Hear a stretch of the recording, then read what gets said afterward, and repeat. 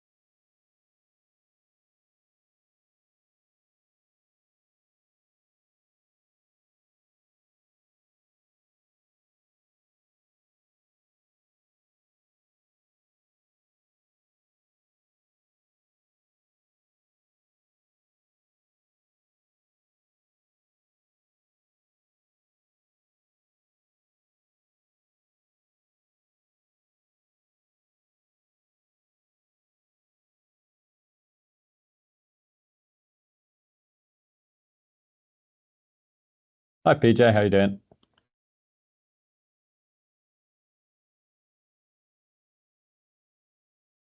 I Yeah, think you're I'm doing good. Thank yeah, you. How are you? Yeah, good. I'm sorry. good, thank you. Yeah. No, that's okay. Um, Yeah. would you be able to give me and Mohit a presenter access so that we can share the slides, please? Okay. If we've not already, we might already have it, but I just want to I think check. I've I think I opened all the settings. That means I believe you can use it to share your screen. Cool. Don't have Okay. access to its to features. Let me try that again. Okay.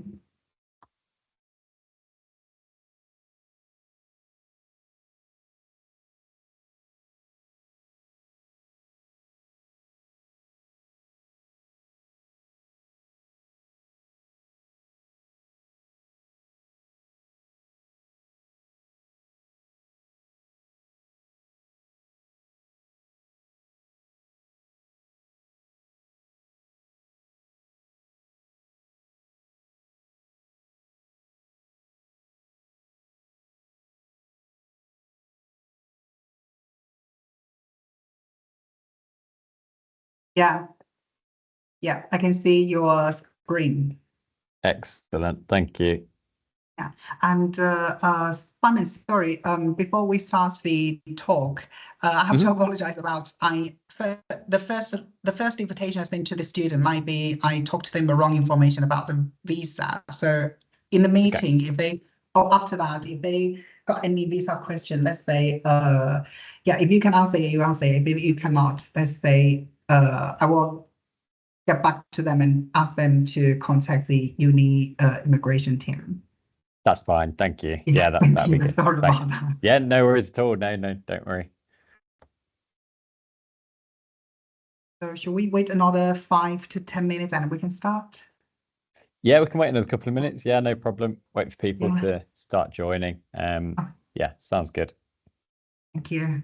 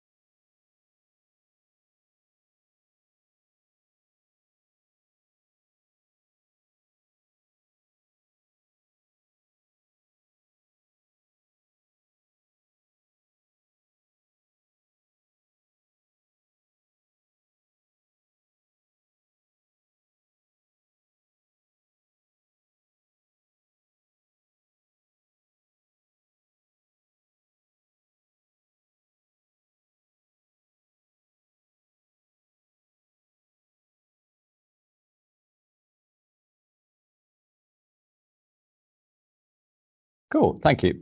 PJ, shall we kick off now? Yeah, sure. Excellent, thank you.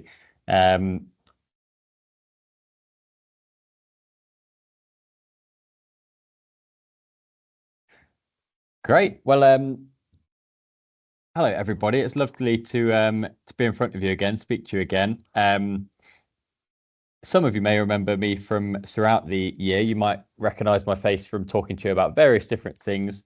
But we'll do some introductions to me, for those of you who don't know me, and my colleague Mohit as well, who'll be presenting with me today. But we wanted to speak to you about Nottingham, about everything you need to do to prepare. This is called a pre-departure briefing. We are very well aware that most of you, if not all of you, have already lived in Nottingham for some time, have spent lots of time at the college, getting ready, preparing for study at Nottingham. So a lot of these slides might be about things or places that you're already familiar with, but we'll talk through them still because there's some hidden gems in Nottingham on the campus, and lots of different things, services, people, teams that you might not be aware of, but that are really important to be aware of for when you come to Nottingham. So we'll kick off. We've got a few slides, but we'll get through them within about an hour, I think. If anybody has any questions at all, then please do put them in the chat function. And what we'll do is we'll finish the slides, and then at the end of the presentation, we'll go through the questions if they've not already been answered throughout the presentation as well. So questions wise, we will be able to answer as much as we can. In terms of questions about visa and immigration, we are limited in what we can answer there. We have a visa and immigration team. So if you have any specific questions about visa and immigration, we will advise you to contact that team for more advice. They are specially trained. They have all the insights and information, and will be able to advise you in the best way possible. I know that's quite a important time for visa applications and everything at the moment, so we want to make sure you get the right information. So over the next bit of time, we're going to take you through some slides about Nottingham, about the University of Nottingham and what to expect, about preparing for the university, studying at the university. We've got a pre-departure checklist, which is really useful and that you can use to make sure you're preparing okay. Information about accommodation.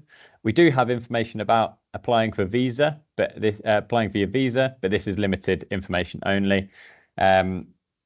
Making travel arrangements, what to expect when you arrive, and lots of the practicalities of living in the UK, such as banking and money, registering for doctors, etc.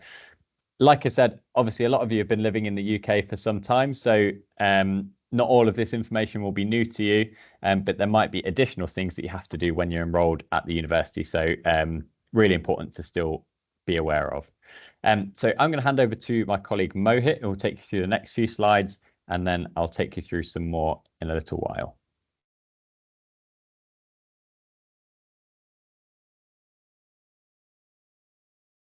Thanks, Simon.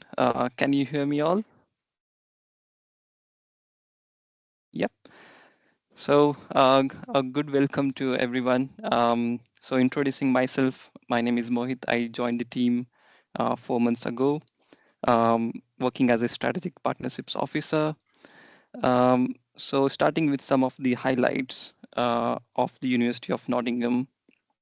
As you already know, being in the QS World Ranking, it is ranked 108 in the QS World Ranking 2025. Some of the other highlights is UK Top 20 University ranking for the University of Nottingham, and the Sports University of the Year for 2024. Going to some of the UK campuses, as we have 3 campuses in the University of Nottingham. First one is Jubilee campus, other is Uni Park campus, and third is Sutton Bonington. Can you see my slides? as well. Yeah, perfect. Thanks. So starting with the Uni Park campus, having the main campus for all the undergrad and the postgraduate students. It is home to paired buildings and start of the art teaching and research facilities we have, including the accommodation of 12 halls. Some of them are self-catered and some of them are catered as well. And it is also recognized by the Green Flag Award since 2003. So the next one is the boating lake, as you know already, across the road. So there is a Highfields Park and there is a boating um, available for all the students, even for the visitors. And the lovely walks around the boating lake as well. The Highfields Park in the University of Nottingham. And the next one is Millennium Gardens, that is useful for picnics. Some of the yoga has been introduced and experimented in some of the well-being programs.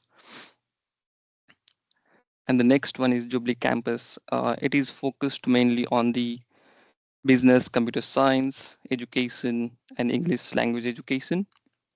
It is also the winner of the Green Flag Award every year since 2013.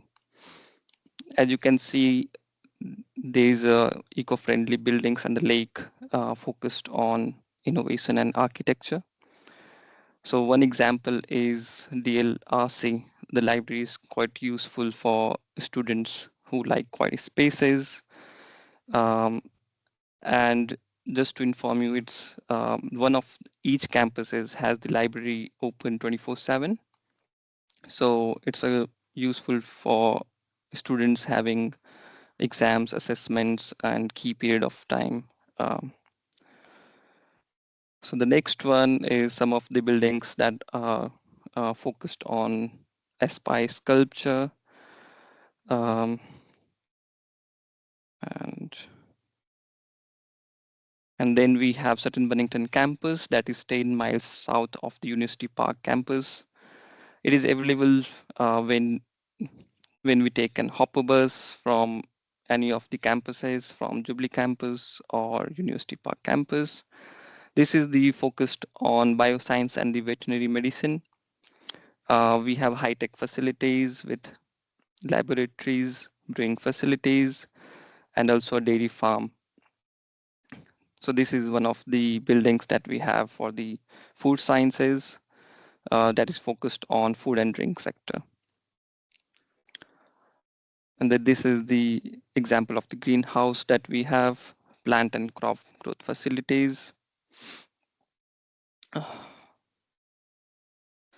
So now coming to the city, as you already know and aware of being in the Nottingham, it is known as the student focus city, as we know that two big universities are there. It is also earned as the Purple Flag Award for safety every year since 2010. And living in Nottingham is affordable with lower rent prices compared to other UK cities. So we have a lot of shopping malls, museums, parks, and dynamic food scenes catering to various dietary preferences. So where is Nottingham actually? As you already know, is in the middle of the England. So a lot of easy transportation links to international airports like London, Birmingham, and Manchester. It is also a link for the rest of UK by rail or bus, including East Midlands Airport as well. So the next one, just about the Nottingham City, as I mentioned before, regarding the cost of living, affordability, and the safe and diverse place to live. And including some of the highlights of the Nottingham city. Some of the examples are Victoria Centre, shopping mall. Wallerton Park is quite famous for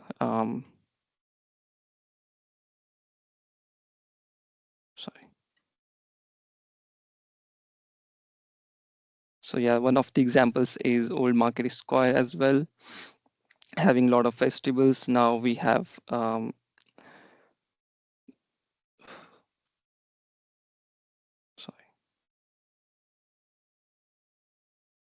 can you hear me?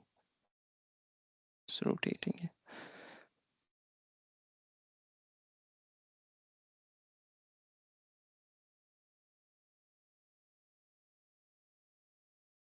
Can you take over? Sorry again. So yeah, Old Market Square is the city center host events, festival and seasonal markets throughout the year. So one of the festivals in September is Goose Fair. So we have annual fun fair in the month of August or September. There's a Christmas market and ice rink in the month of December. That is quite famous across the students as well. So we have Robin Hood and Sedgwood Forest. And then we have Wallerton Hall and Deer Park. So preparing for Nottingham, I'll hand over to Simon to continue. Thanks.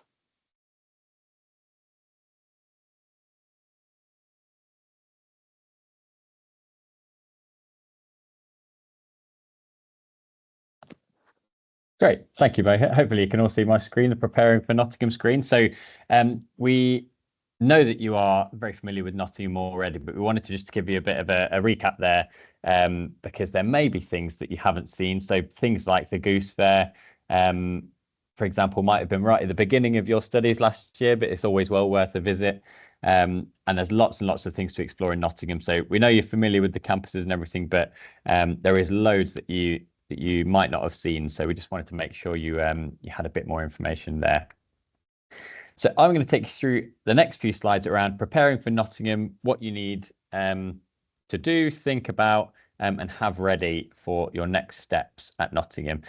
We know that you've already put in so much work, by the way, to get to this stage. So we are really, really excited to welcome you to the university proper. We know you've been here and we've met you throughout the year, but hard work pays off, and you've obviously all worked very hard, and we're really excited to have you all at the university itself. There's probably still a few steps for people to go through in terms of what to do next. So we have a pre-departure checklist, which hopefully will be useful. Feel free to screenshot the slides. We can also send through this information afterwards as well. But there are a few key things that you need to consider and get ready before you actually come to Nottingham. So the priorities being to accept your offer. So a lot of you may have done this already. Others may not have done, but in order to progress to the next stage, you will have initially been given a conditional offer. That becomes unconditional when you meet all of your entry requirements, all of your conditions. That includes passing your assessments and providing any relevant documentation, etc. Really important to arrange accommodation. We're going to go through these in a bit more detail, but really important to arrange accommodation. And then the key bits around CAS and visa. So in terms of your offer, you'll be, like I mentioned, you'll be given a conditional offer that becomes unconditional when you've met requirements. You need to firmly accept that offer for quite a lot of different things to then become available to you. Once you've met the conditions of your offer and you've firmly accepted, then your CAS will be automatically generated by the university. You'll need to verify that CAS information to make sure that you can appropriately apply for your visa. And then when the time comes, everything like travel arrangements, registration, all the other preparatory things to get you ready to actually come to Nottingham again, come back to Nottingham will all fall into place. But over the next few slides, we'll tell you exactly what you need to consider. I imagine you've all got the relevant apps that are going to get you around Nottingham when you're here, like Google Maps, Trainline, Uber. But we do encourage, in terms of travel, to book as much things in advance as possible, because you're likely to save money, but also it will just give you a good base to be able to prepare your time before you come.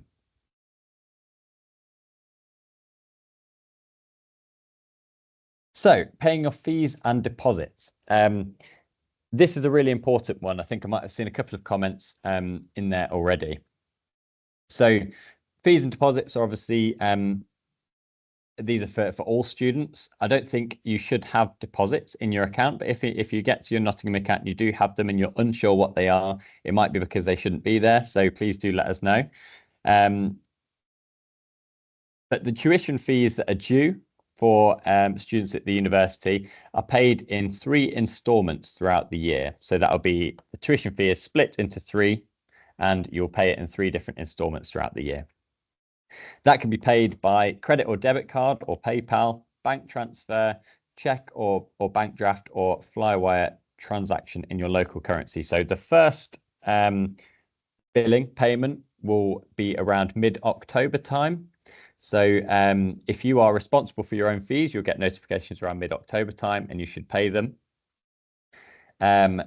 If you are sponsored, if you have a financial sponsor that's been approved by the university, that might look slightly different. So, for example, if you're sponsored by your government, then payment arrangements will differ slightly. You'll need to produce a financial guarantee letter, and then we'll deal with the case through our sponsor billing team, and your sponsor will be invoiced for the fees instead. But if you're funding yourself independently, then there'll be 3 installments, the first one around mid-October. So one key thing to bear in mind is to avoid making tuition or accommodation payments while your visa application is being processed. So these payments won't appear on your CAS. So please don't do them in the meantime. There's lots of information on why on the website as well.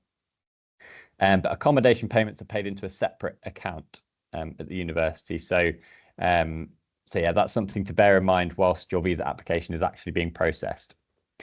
If we've awarded you a tuition fee scholarship, this will be deducted from these installments. So you should have already, if you've applied and been successful in achieving a scholarship, you have additional information will have been sent directly to you. But that's something to bear in mind as well if you're not sure how or where that gets applied. There is further information on the website. So these links, we can share these slides, but these links, if you type in nottingham.ac.uk/paying, PAYING, then that will have more information. But that's around tuition fees. Deposits, like I mentioned, let us know if you see them and you're a bit confused. Accommodation, super important, obviously, and super important to organise before you arrive in Nottingham. So you may have already had this sorted because you've got a head start on most international students in that you already live and are familiar with Nottingham. But we do have on-site university accommodation and private accommodation provider options. So university provided accommodation, we've got catered halls. These are for undergraduate students only. Catered halls is where your breakfast and dinner is included. And there's that's breakfast and dinner, and there's also a range of options for your lunch as well. So that comes within the price that you pay. And depending on where you want to live, what facilities you want in the accommodation, whether you want it catered or not, that's a decision that you'll have to make to before you apply and as you're going through the process. The alternative is self-catered site. So that is exactly what it sounds like. That is where you are in charge of your own food. You take responsibility for that, and you won't have any food provided by the halls of residence that you live in. So self-catered sites are available to undergraduate and postgraduate students. These are on campus as well as nearby, so closer into Nottingham town centre or just surrounding the campus. And in some instances, these are shared rooms, shared flats, etc. But if you go on the website, and see the breakdown of each individual halls of residence. You'll see all the things that they're included in them, and then make a decision on what would best suit you at Nottingham. Facilities do vary in accommodation in our accommodation on campus. You'll have your own bedroom and study area that, as a standard, includes a bed, desk, chairs, wardrobe, and bookshelves. Depending on the type of halls you live in, you may have a communal bathroom. So that's where it's shared with a few other students. So there might be 5, 6, 7 other students who live in individual rooms but share facilities. Unless you've got an ensuite, in which case then you have your own private bathroom as well. There'll generally be shared kitchens in self-catered accommodation, or a shared pantry in catered halls that has sort of everything you need in the kitchen to get by: kettle, toaster, microwave, internet access and Wi-Fi as standard. And also to look out for are the residential experience teams, who are dedicated to each individual hall, but they put on events, networking, get to know the other people in your halls of residence, socializing, pastoral care, all wrapped into a dedicated team, and they're available 7 days a week. So if you are moving into university accommodation, really encourage you to look out for them and get in touch with them as well. So rooms are available, as I mentioned, in a range of sites on campus and nearby. Applying for accommodation has been available to you since the beginning of April. So that's available to you once you have firmly accepted your offer to study at the university. So hopefully you will have done that by now, but if not, that's when that will become available. There is an accommodation guarantee at the university, which is available to first-year students. So that guarantee is eligible to people who apply for accommodation after firmly accepting their offer and before the 8th of August 2024. There are other stipulations involved, including applying for accommodation promptly, promptly providing all information that is necessary for the accommodation team to process that. But that is a bit of a fail-safe. So university halls, 8th of August accommodation deadline.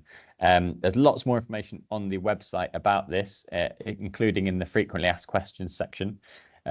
So would encourage you to look into that in more detail. In order to fulfill the guarantee, just for reference, if this is something that you're looking to do, the accommodation team might offer accommodation that's not in one of the advertised residencies.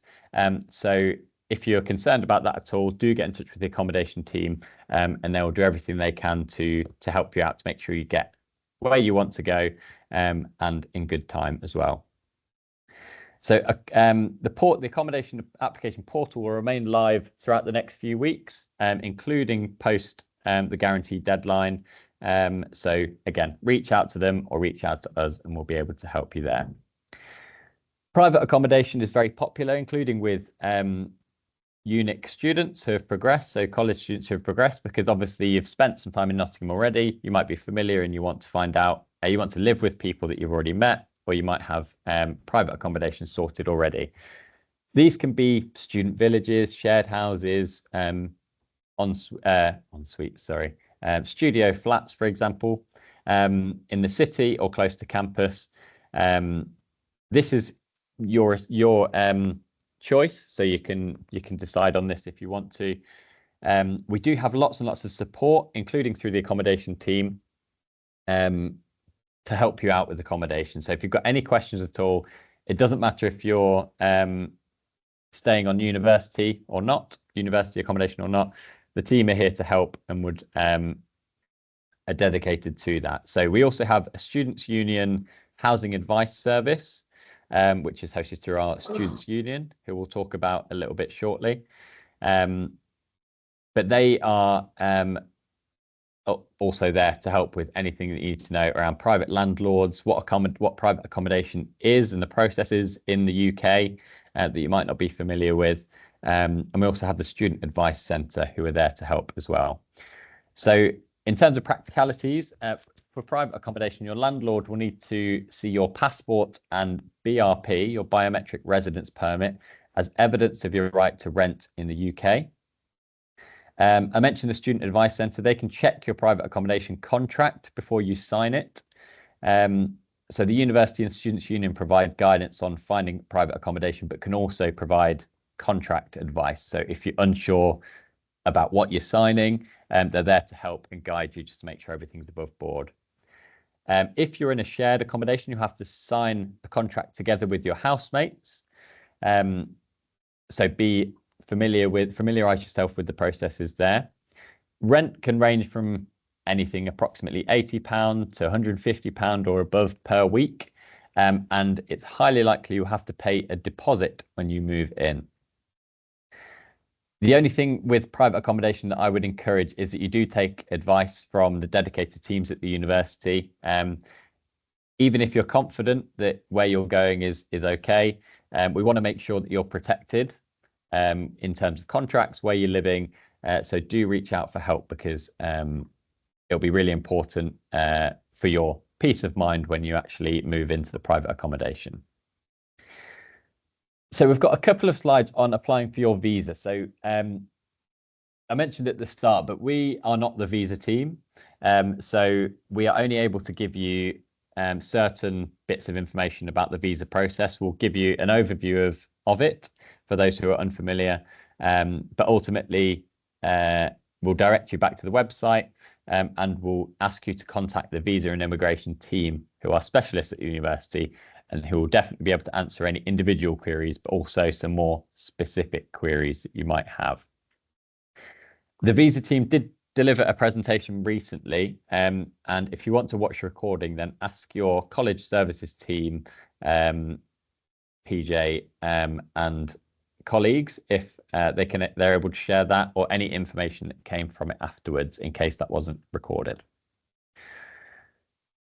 So there are 10 key steps involved in applying for your visa. So these are on the screen now, so I won't go through them, but I will let you read through them at your own pace. On our website, which are linked here, so we have some really useful step-by-step guides, which we encourage you to review. That is slightly different depending on whether you're applying for your visa from within the UK or applying from your visa from outside of the UK. You might be familiar with the process if that applies to you. So if you're not yet finished your college course, or if you finished a couple of months ago and you're back in your home country, different bits of information might apply. So we're conscious that we've probably got both different sets in the room on the call today. So this is the general advice, but we encourage you to look at the different types of different 10-step guidance, depending on whether you're applying from your home country or within the UK. Some students might also, in addition to these steps, so in terms of the additional documentation that you need to provide, might also need ATAS certificates or different tests, tuberculosis tests, for example. With this, if you're unsure if this applies to you or if you've had notifications so far, we encourage you to check the UK government website to double check if you think you might need this as part of the process. And also further guidance was sent recently to your college services team. So they'll be able to guide you further on both of these, any questions there. And obviously we've got the visa and immigration team as well. But really, really important to follow the guidance on the website and make sure to ask questions, because we know it's a time sensitive process and we want to make sure the application is processed okay, everything's in the right order, so that you avoid anything like having your visa refused for any reason. We want to avoid that as much as possible. So student visas, as you're already here, I'm sure you're already familiar with these. You might have already been through this process. But the current fee for overseas visa applications, is £490 per person. In terms of translating this into your home currency, this might vary depending on exchange rates.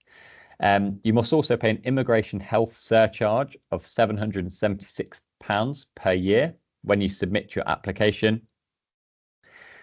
When your application is approved, you'll be given a 90-day vignette, which gives you permission to enter the UK within 90 days of your planned arrival date. And the government UK guidance is all published on the government website and is the most up-to-date version of that information. So we do encourage you to visit those and get up to speed with everything there. So financial evidence might be a big part of your process. So you'll need to prepare financial evidence for applications made in the UK and overseas, unless there's some of you who may not have to. But for those who do, your financial evidence needs to show funds to cover any unpaid tuition fees for the first year of your course plus living expenses. Currently, that evidence requirement for living expenses is £1,023 per month for 9 months, which is generally the length of a course in UK higher education. You need to ensure that the documents show that funds are held in your account for 28 consecutive days before you apply. And as we mentioned before, whilst your visa process is going on, we advise you not to pay accommodation payments because this won't appear in your CAS. There are really strict requirements for the timing and format of bank statements in the financial evidence that you need to provide. So there is guidance on the website on what to do there. I mentioned you may not need to provide financial evidence. This might be so generally you won't need to prepare financial evidence if you have been living in the UK for 12 months or more on a visa at the time of your application, plus you haven't been outside of the UK for more than 3 months during that period, plus if you're applying for your new visa from within the UK. So this might be a narrow field, not many of you, but if you're unsure whether or not this applies, the team are there to support. In terms of what financial evidence is, the financial evidence will include, tuition fee payments, deposits, university scholarships will appear in your CAS, and they'll be counted as financial evidence. Deposits won't apply to many of you, but that's the sort of thing that counts as financial evidence when you're applying. And obviously, once it gets to that stage, you want to be able to turn that information around really quickly. So it's important that you apply for that, that you prepare that in advance. It's also really important to prepare supporting documents early, so that you can apply as quickly as possible once you receive your CAS. So you should be able to submit electronic copies of your original documents in the forms of scans or photos. And these will depend on your situation, but could include, this is supporting documentation, could include things like your passport, your BRP card, ATAS certificate, if that's something that you need for your course, previous qualifications or transcripts, etc. So this is all things that you need to prepare. So really important that you just have it ready to go, and ask any questions if you're unsure whether or not that's you've got the right thing already. So the next steps will be to make an appointment with a visa application centre to provide your documents and biometrics. When your application is approved, you'll receive a letter confirming this with your entry vignette for travelling into the UK. This is a sticker sent back with your passport and added to a blank page in case you don't know that already. And then the staff at the Visa Application Centre will take your biometric information, fingerprints and face photos. If you're applying from within the UK, this might be slightly different. You might have the opportunity to either use the UK Immigration ID Check app or attend an appointment. If you're using the app, you'll be guided through how to upload supporting documents electronically, and you may not be required to attend any appointments to submit biometrics. But if not, then you will have to book an appointment in the UK. And in terms of waiting for a decision, process times do vary and there are no guarantees. The standard processing time is around 6 to 8 weeks. So do bear that in mind and make sure that you apply as soon as you're able to. So in terms of what to do, once you have received your CAS, you should be eligible to apply. So please do consider that in relation to your course start date and make sure that's all in place. Once everything has gone through, hopefully with no issues, then you can collect your BRP from the university, or there's a code on screen in case you need an alternative location for collection. So these, if you're collecting from the university, these will be available from the visa and immigration team during your before or during your registration at the university. So some of you may need extra documents, and that's just a flag. This is the final slide on visas. That's just a flag. If you don't already have these and it's requested, official translation of any documents which aren't in English. If you're under 18, a letter of parental control. Consent, sorry, I've just taken control of the screen. Parental consent, and evidence about any changes to your name. So if you've ever had any name changes so far in your life, they'll just need that as well. Travel arrangements, very important. A lot of you will already be experienced in the journeys from your home to Nottingham. So we'll whiz through these slides because it might not be things that you need reminding of. However, there is some important information, and including around the best methods of transport from the airport and to campus. So for undergraduate and postgraduate students, your school induction will begin on Monday, the 23rd of September.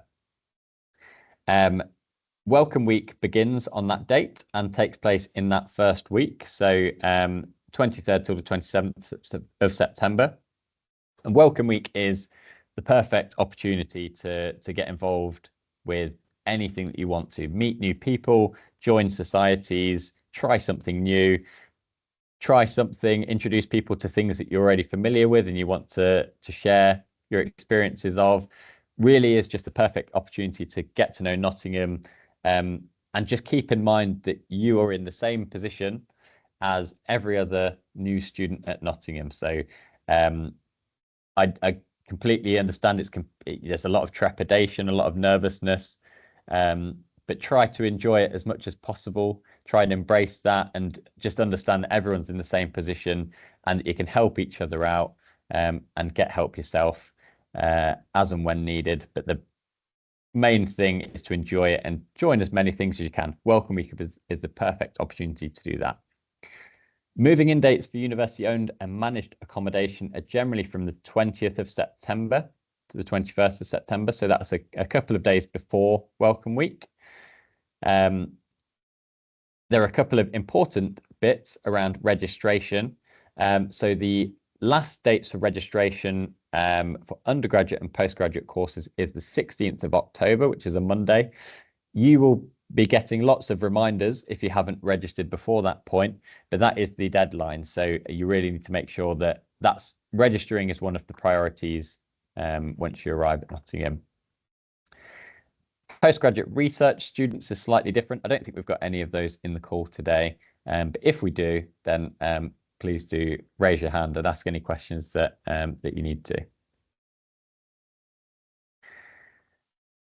So there are lots and lots of things to consider when traveling to the UK.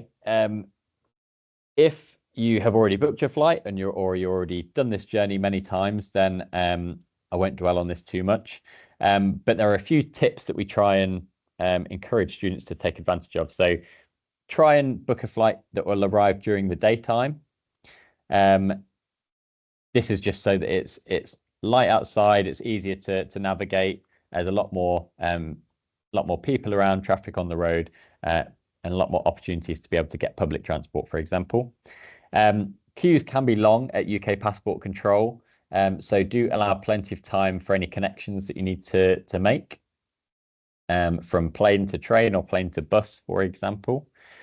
Baggage and import restrictions need to be complied with, otherwise that will delay you further.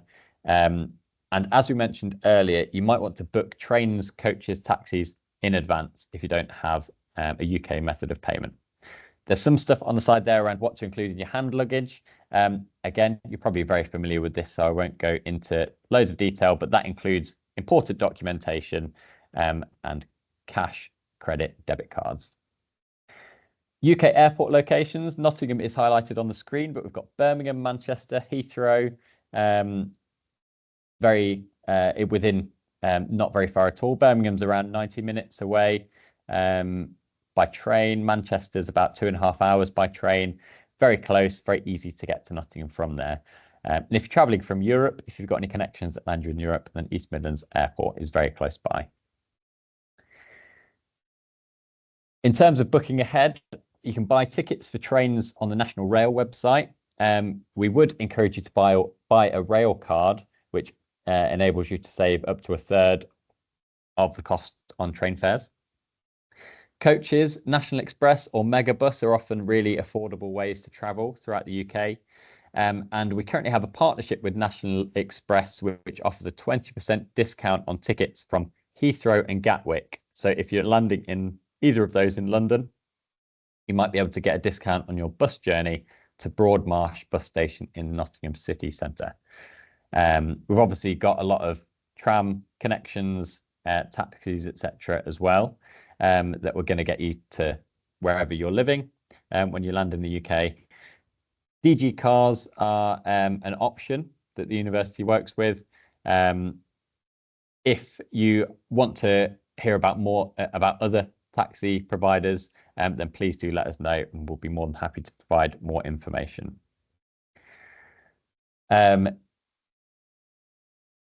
Uber obviously is everywhere, so that as well as Nottingham Cars, there's some more local providers that you might be more familiar with. From the train station to sort of campus accommodation, taxis will cost anywhere between £8 to £13 generally. But if you £8 to £13 generally, and if you sorry, if anyone could who's taking control, please refrain. That would be much appreciated. I think I've just lost a couple of slides there, but we'll summarize with public transport. Very affordable, very easy to get around. There's lots of different apps that you can download from the App Store or whatever's on your phone. But yeah, on this slide, there's just some key information about that, including contactless cards that you can pay. You can also buy bus passes as well if you're planning to use buses quite frequently at Nottingham. If for any reason you might arrive early into Nottingham or your accommodation isn't ready, we do have hotel availability on campus. So the Orchard Hotel and Jubilee Hotel might be something you want to look into. So I'll hand over to Mohit for the next few slides. This year.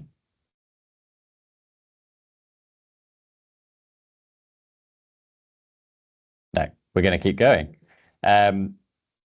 So when you arrive, so really important, this is something that can confuse a lot of new arrivals. So university registration is one of the most important things you need to do when you first arrive. So there's 2 stages to university registration. The first is online, which you can do around 3 weeks before your start date. And the second is in-person registration, where you need to bring your passport, your visa decision letter, or your BRP if you already have it, and any documentation that is requested in your offer letter. It is really, really important that you do both of these registration points. You'll get more information on exactly where to go for your in-person registration over the next few weeks. But if you don't do both, then the university won't consider that you're registered, and there might be implications there for for your studies at the university. So really, really important that you do both. On the in-person registration, if you haven't requested your BRP to be sent to the university, it might be sent to a local post office, which won't be far from campus. It will be in Nottingham, but we'll look out for this in your visa decision letter. And if you have any questions on that, if you're unsure where that might be, then do let us know as well. Your course inductions are really, really important. So your school or department will contact you with details on that. But they will begin on the same week. So from Monday the 23rd, unless otherwise communicated to you. That's where you meet your new classmates, you meet your lecturers, your tutors, you find out about your timetabling, and everything that you need to know for the semester ahead. Module enrollment, you'll find out about your core modules and the optional modules that you might be able to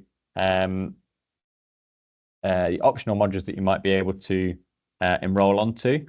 And of course, that's when Welcome Week begins. So welcome programs are very much encouraged if you want to take part in them. NHS might be something that you're familiar with and signed up to already from your time in Nottingham so far. But if not, then we do encourage that you sign up to them as soon as possible. So NHS registration entitles you to consultations with your GP, hospital treatment, contraception services, maternity care.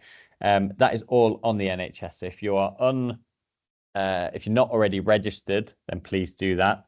And it'll also enable you to get access to NHS pharmacies and chemists as well. In terms of some terminology, you have to register with a general practitioner, which is quite often referred to as a GP. GPs work in groups called a practice, and practices are often placed in health centres. So there might be GP surgeries or health centres, and you will need to register with a GP practice that covers the area that you live in. So when you register, you'll be asked to put in your address, and you'll be recommended GP surgeries within that area. There is an NHS doctor's surgery based in Cripps Health Centre, which is on University Park. So that is very popular among students. Quite a lot of students register there, particularly if you're living on University Park campus or Jubilee campus accommodation. If you're studying at Sutton Bonington and you're going to live there, you need to register with a GP practice that is closer to Sutton Bonington, which is around 10 miles south of University Park campus. Useful information to bring to be able to do so is vaccinations, any disabilities or medical conditions that the GP might need to know. It's free to see an NHS doctor, but if you have prescriptions or dentistry or eye care, there may be additional charges. And one thing just to bear in mind is that NHS treatment is always completely confidential. So that is just between you and your general practitioner, your GP, and your local surgery. Banking and money is something, again, you may be familiar with, having lived in the UK already. But I'll leave this on the screen anyway as I quickly talk through it. We obviously have a currency which is pound sterling, which is often seen as GBP. If you're carrying cash, it comes in £5, £10, £20 and £50 notes. And we also have coins. It might be that you are paying with contactless, which is absolutely fine. Pretty much everywhere now accepts contactless in Nottingham. But if you're unsure of how that sort of translates, there is various things on online which are going to help you to move can't think of the word. See how much pounds converts into your local currency if you're concerned about that. You can withdraw cash using an international debit or credit card, but just be aware there might be a small charge. So if you want to, if you're able to ahead of time, make sure that you notify your bank you'll be using your card in the UK or set up a bank account in the UK. We encourage, if you're going to do this, set up a bank account in the UK, we encourage to do this as soon as possible. You'll need a bank letter, so you need to engage with student services. And be aware that they might take a few days to actually set up. So do bear that in mind and try and do that as soon as possible when you arrive. There are popular banks, so the well-known banks, Barclays, HSBC, Lloyds, NatWest, for example. But we really encourage you to ask the SU, Students' Union, Student Services on things like managing your money, but any tips on what to do next. Really important that you live within your budget.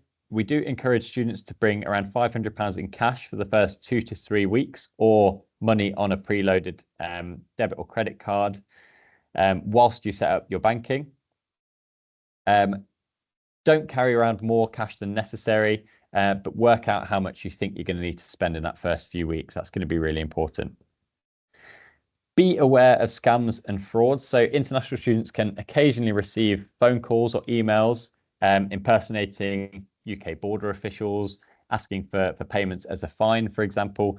So just be super cautious about phone calls or emails of people claiming to be from banks or your embassy, especially if they ask for personal details. So just be vigilant and always flag to the university or to student services, for example, if there's anything that you're unsure of.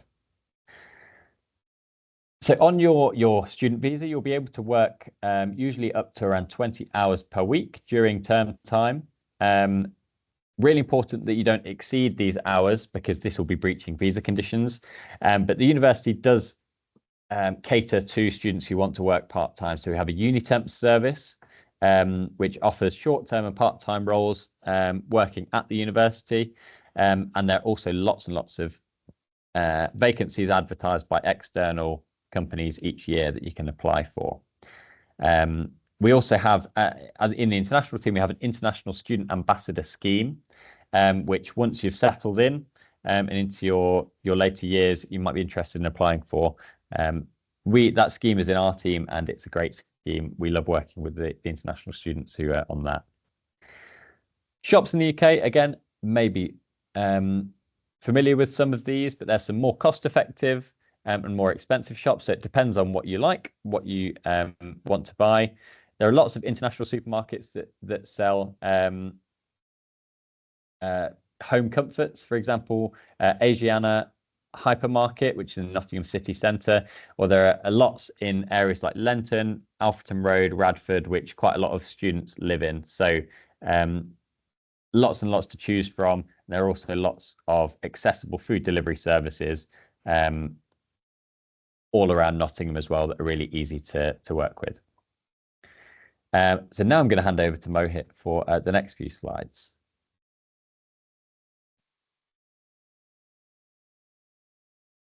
Thanks, Simon. So settling into the student life, as we know, it's quite difficult to change countries and cities. It can be challenging at the start, as you've been here for last year here. So a lot of support is available for the student, starting with the union, student union advice, personal tutor and welfare officer, accessibility support, welfare and counseling, chaplaincy and the faith support, and 24-hour security on campus. So starting with the hopper buses, as you know that we have 3 campuses. So it's a free inter-campus bus services available between all the campuses. So you can also download the My Nottingham app that can help you to see different buildings, maps, and spots around the campuses. So we have also a sustainability options for the trams and the buses. You can see on the nottingham.ac.uk/sustainability. UK culture, as we know that UK culture, coming from the new place or the different country, can be challenging. It can be a cultural shock for many. Understanding the culture is important, as we mentioned about the different festivals, understanding, uh, joining the clubs and the societies to meet new people. For example, I joined Travel Society to travel around the UK and abroad. So it helps us to get in touch with the UK culture. It's also important to keep in touch with the family and the friends, starting the new journey as a student there. So the next one, as we mentioned about the student union, we have a lot of student clubs, that is 300 student-run clubs and societies, um, and also 75 sports clubs. So we'll encourage you to join some of these sports clubs and the student union societies that you feel relevant and connected to. Um, there are a lot of international festivals and the national societies that you can join in the event as well. Student union also offers volunteering opportunities uh, and student advice services. So we will really encourage you to join those. So this is my favorite one while joining the university's global buddies. Um, so it also helps you to find familiar and understanding the more culture about the British. Uh, any questions you have, any queries that will be very helpful from the global buddies. So I will encourage you to apply for the global buddies when it opens. The next one is sport and fitness. As you know, the David Ross Sports is quite famous in the UK. It's the Sports University of the Year 2024 from the Times, Good University Guide, and Daily Mail. Um, so there are a lot of his sports such as badminton, basketball, squash, um, and a lot of this courts like fitness suits and sports beaches. So the next one, as I mentioned about the David Ross, we have also a swimming pool, um, martial arts dojo, um, high performance zone for the elite trainings if required. So the next one is protecting your data and privacy, as we uh, understand the importance of data protection laws. So according to the GDPR, your information is not shared without your consent, even with family members. So the university respects all students as independent adults and respects your privacy. So launching the career, it's most important while starting your journey as a student. So we have services from the careers and employability. You can join for the making CVs, one-on-one careers advices. You can also do a part-time job. As mentioned, the limit is 20 hours per week. Unitems is a good website to see the internships and networking events um, to build the professional connections and practical experience. Regarding the rankings, we are most targeted university by the top employers in the UK. It's ranked 66th in the world and 10th in the UK for employability. So a lot of support is given for internships and the placements, even entrepreneurship, having a link with local, national, and global employers. Um, so the next one is graduate visa. As you guys might know about the graduate visas that will be available after your student visa. So this is normally a 2-year visa provided by the UK government. So there are some terms and conditions about the graduate visa. That is one of the completing your studies, and then studying with the global track record as immigration sponsor. So as the University of Nottingham, being the good track record as a immigration sponsor, you will get the graduate visa if you have completed your studies, and you should be valid leave to be in UK at this time of successfully completing the degree. So you can apply physically in the UK after completing your studies. And what is beneficial for graduate visa is you can apply for job or look for jobs if you would like to have an experience. So it gives an exposure to work in the UK. So the next steps I will hand over to Simon. Thank you.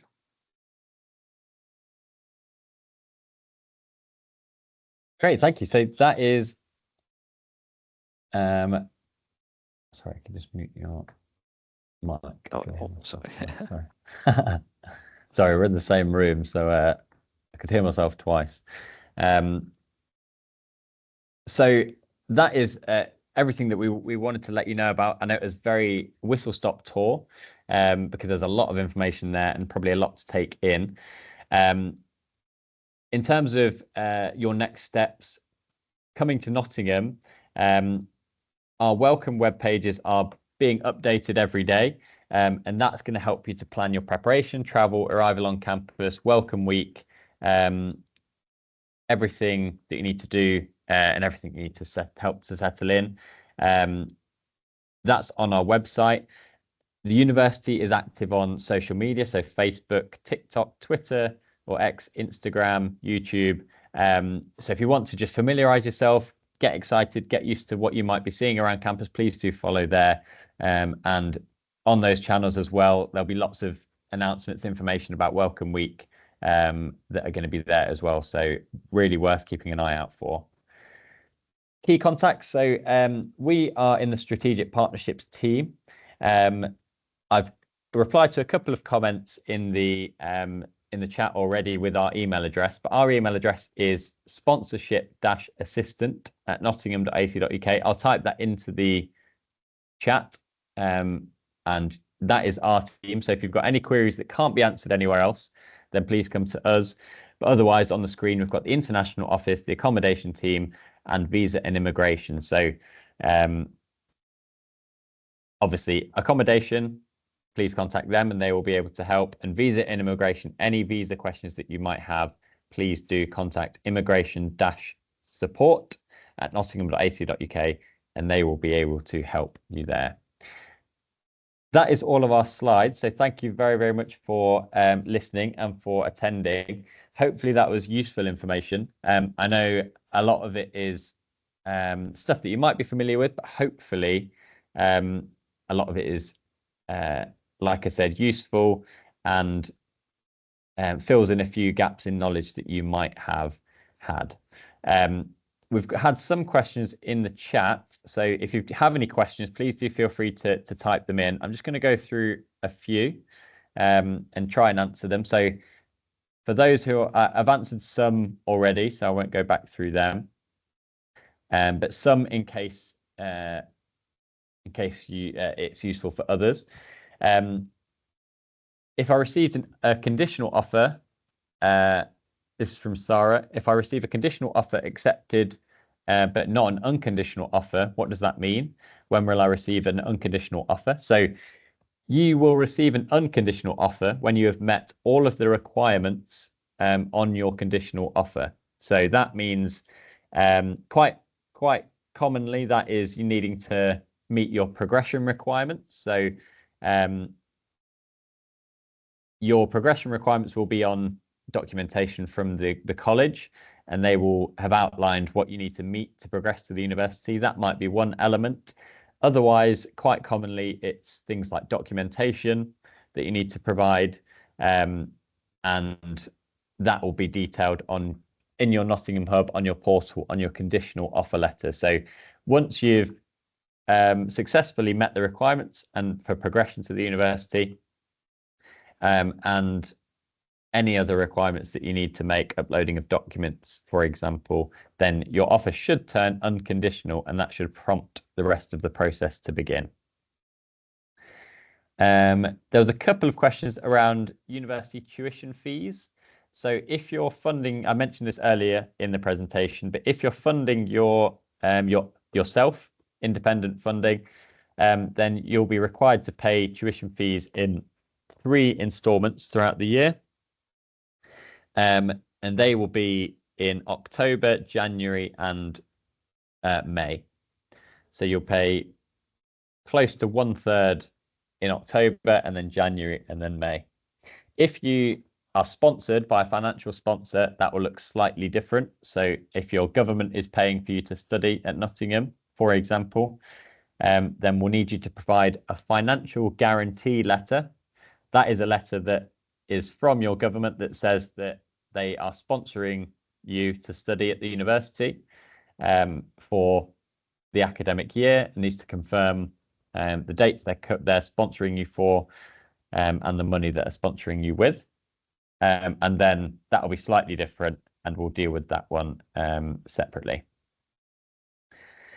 So I've answered quite a few. I'm going to try and see any that I haven't answered.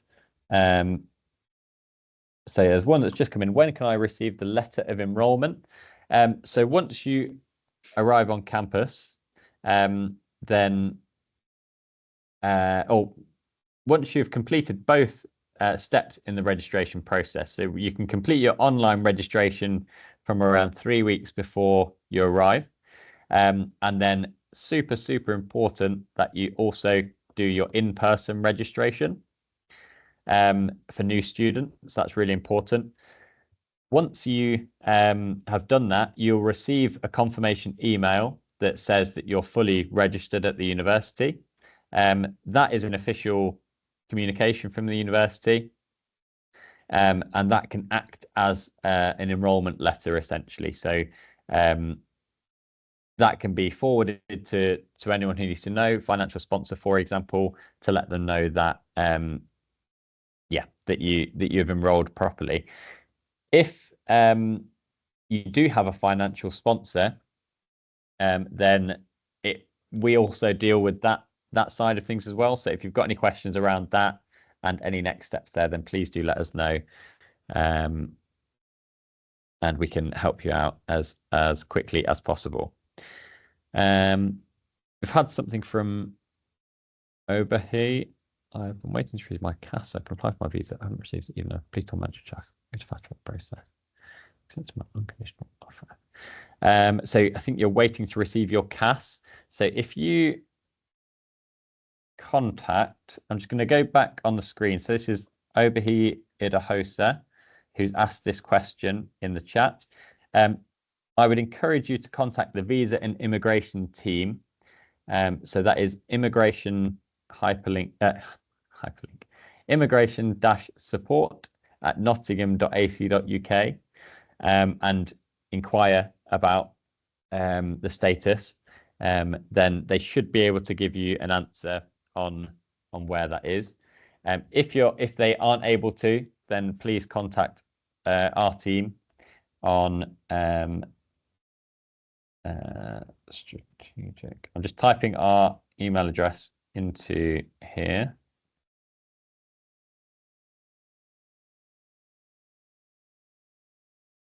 So this will come through to me and Mohit, and we have access to that inbox. So any questions there, we'll be able to answer as quickly as possible.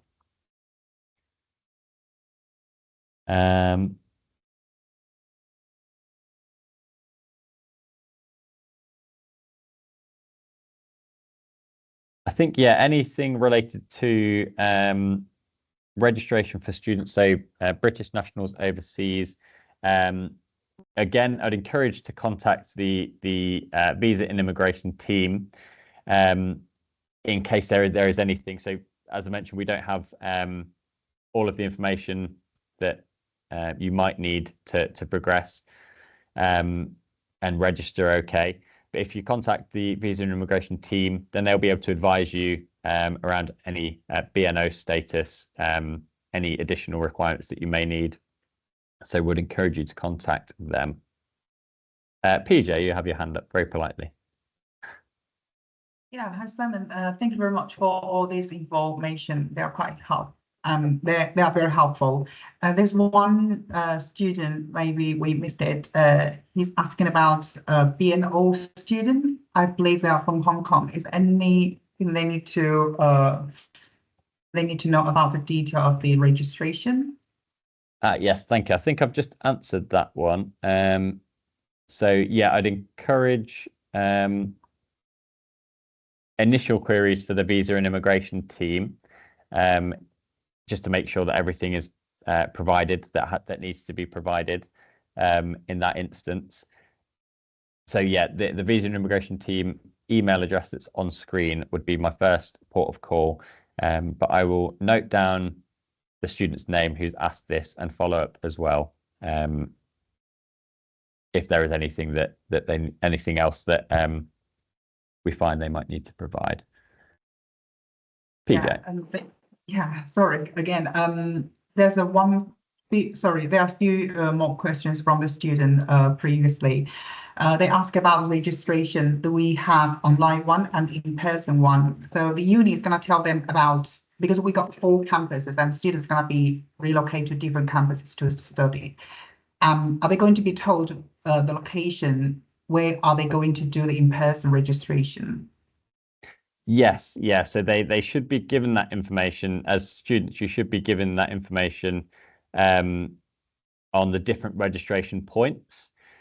So I know there is a big on campus. So there's a big supporting teams who make sure that there's as many people as possible to make sure you don't have to queue, for example, for too long in the various different places.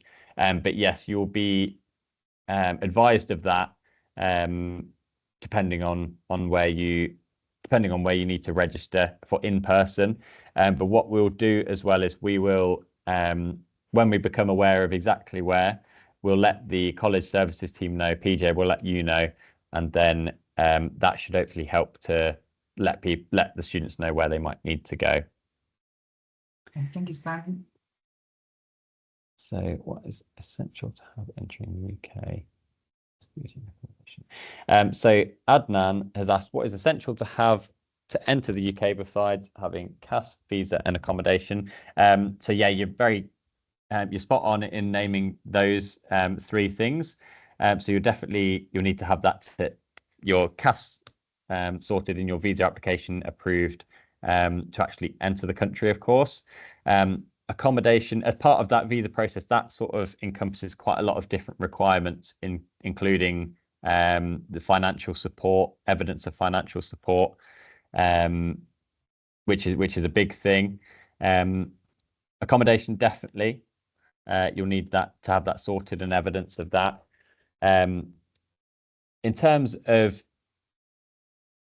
other things that you'll need to consider, it will be having all of the documentation with you handy. So all the documentation that we've listed in a previous slide, we can send these slides so you can review again. But a lot of documentation that will help you get through the airport, for example, help you get through visa checks, like your university letters, university documentation that proves you're here to study in the UK, your visa documentation that will help you get through there. We advise you to bring, if you bring cash, if you haven't already got money on a debit or credit card that is going to work internationally. So yeah, that's something to bear in mind. Accommodation, definitely. A lot of you, or all of you, I imagine, will have lived in the UK before. So we also encourage you to be aware of the weather. It's not always sunny in Nottingham, despite my background on this call. And it does get very cold. So we do encourage you to bring warm winter clothing and everything you need for the winter months. If you don't bring it, then be prepared to buy that when you arrive in the UK. That's really important. And plan ahead as much as possible is the advice that we'd give in terms of booking transport from getting to the airport to your accommodation, but then also planning your first few weeks. So once the timetable has been released by the university, you'll be able to structure your time around around the studies that you need to do. But otherwise, try and book in as many things that are that you're gonna enjoy as possible. So clubs, societies, meeting new people, visiting new places, all of that we would definitely encourage. So the next two questions that were coming from Lick and Bohau, I will need you to email those questions to the Visa and Immigration team, please. They are, I think they will be the best place to advise you on both of those questions around CAS issuance and tuberculosis detection. So the Visa team delivered a session to UNIC students recently, to college students recently, and I know tuberculosis detection and tuberculosis testing was discussed. They sent some information afterwards to your college services team. So PJ, if you can still hear on the call, if you've got any questions around that, the Visa and Immigration team, but PJ and team may also be able to advise you there as well.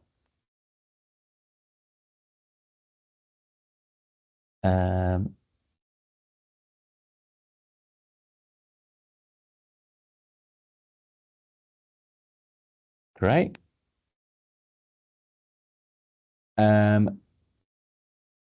So I'm going to start wrapping up. If anyone's got any more questions, please feel free to. We've got another 10 minutes, so please feel free to ask them.